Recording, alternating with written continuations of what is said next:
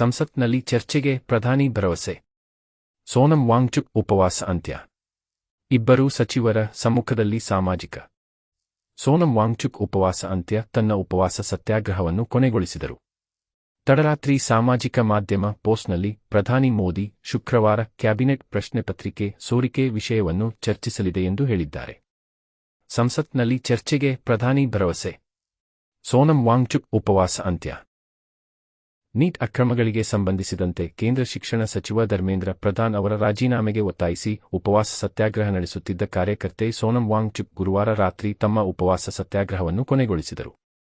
ಪ್ರಧಾನಿ ನರೇಂದ್ರ ಮೋದಿ ಅವರು ತಮ್ಮ ಎಕ್ಸ್ ಮತ್ತು ಇನ್ಸ್ಟಾಗ್ರಾಂ ಖಾತೆಗಳಲ್ಲಿ ತಡರಾತ್ರಿ ಪೋಸ್ಟ್ ಮಾಡಿದ ವಿಡಿಯೋ ಸಂದೇಶದಲ್ಲಿ, ಶುಕ್ರವಾರ ನಡೆಯಲಿರುವ ಸಚಿವ ಸಂಪುಟ ಸಭೆಯಲ್ಲಿ ಸರ್ಕಾರ ನೀಟ್ ಪ್ರಶ್ನೆ ಪತ್ರಿಕೆ ಸೋರಿಕೆಯ ಬಗ್ಗೆ ಚರ್ಚಿಸಲಿದೆ ಮತ್ತು ಮುಂದಿನ ವಾರ ಸಂಸತ್ತಿನಲ್ಲಿ ಮಸೂದೆಯನ್ನು ತರಲಿದೆ ಎಂದು ಭರವಸೆ ನೀಡಿದ್ದರೂ ಸಹ ಈ ಕ್ರಮ ಕೈಗೊಳ್ಳಲಾಗಿದೆ. ನಾಳೆಯ ಸಂಪುಟ ಸಭೆಯಲ್ಲಿ ಪ್ರಶ್ನೆ ಪತ್ರಿಕೆ ಸೋರಿಕೆಯ ವಿರುದ್ಧ ಹೆಚ್ಚು ಕಠಿಣ ಕ್ರಮಗಳು ಬರಲಿವೆ ಎಂದು ಮೋದಿ ತಮ್ಮ ಪೋಸ್ಟ್ನಲ್ಲಿ ತಿಳಿಸಿದ್ದಾರೆ. ವಿದ್ಯಾರ್ಥಿಗಳ ಮೇಲಿನ ಪ್ರಕರಣಗಳು ಹಿಂಸಾತ್ಮಕವಾಗಿಲ್ಲದಿದ್ದರೆ ಅವುಗಳನ್ನು ಹಿಂದಕ್ಕೆ ಪಡೆಯಲಾಗುವುದು ಎಂದು ಸರ್ಕಾರ ಲಿಖಿತ ಭರವಸೆ ನೀಡುವುದರೊಂದಿಗೆ ಅವರು ಕೆಲವು ಷರತ್ತುಗಳ ಮೇಲೆ ಉಪವಾಸ ಮುರಿದರು ಎಂದು ಡೋರ್ಜೆ ಹೇಳಿದರು. ಆತ್ಮಹತ್ಯೆ ಮಾಡಿಕೊಂಡವರ ಕುಟುಂಬಗಳಿಗೆ ಪರಿಹಾರವನ್ನು ಪರಿಗಣಿಸುವುದಾಗಿ ಸರ್ಕಾರ ಹೇಳಿದೆ ಎಂದು ಅವರು ಹೇಳಿದರು. ಕೇಂದ್ರವು ಉನ್ನತ ಶಿಕ್ಷಣ ಕಾರ್ಯದರ್ಶಿ ವಿನೀತ್ ಜೋಶಿ ಅವರನ್ನು ಪಂಚಾಯತ್ ರಾಜ್ ಸಚಿವಾಲಯಕ್ಕೆ ವರ್ಗಾಯಿಸಿದ ಸ್ವಲ್ಪ ಸಮಯದ ನಂತರ ಈ ಬೆಳವಣಿಗೆಗಳು ಸಂಭವಿಸಿವೆ. ಏತನ್ಮಧ್ಯೆ ಸಿಜೆಪಿ ನಾಯಕರು ಶುಕ್ರವಾರ ಕೇಂದ್ರ ಸಚಿವರಾದ ಜೆಪಿ ನಡ್ಡಾ ಮತ್ತು ಜಿತೇಂದ್ರ ಸಿಂಗ್ ಅವರನ್ನು ಭೇಟಿ ಮಾಡಬಹುದು ಎಂದು ಸರ್ಕಾರಿ ಮೂಲಗಳು ತಿಳಿಸಿವೆ.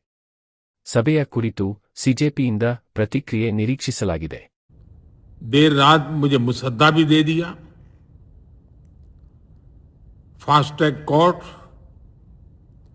और कठोर सजा के प्रावधान के साथ का ये मुसद्दा कल कैबिनेट में चर्चा होगी. कैबिनेट के साथियों के सुझाव के बाद उसका अंतिम रूप दिया जाएगा और सोमवार से संसद का दूसरा सप्ताह शुरू हो रहा है. तब जल्द से जल्द उस बिल को सदन में पारित कराने का प्रयास किया जाएगा.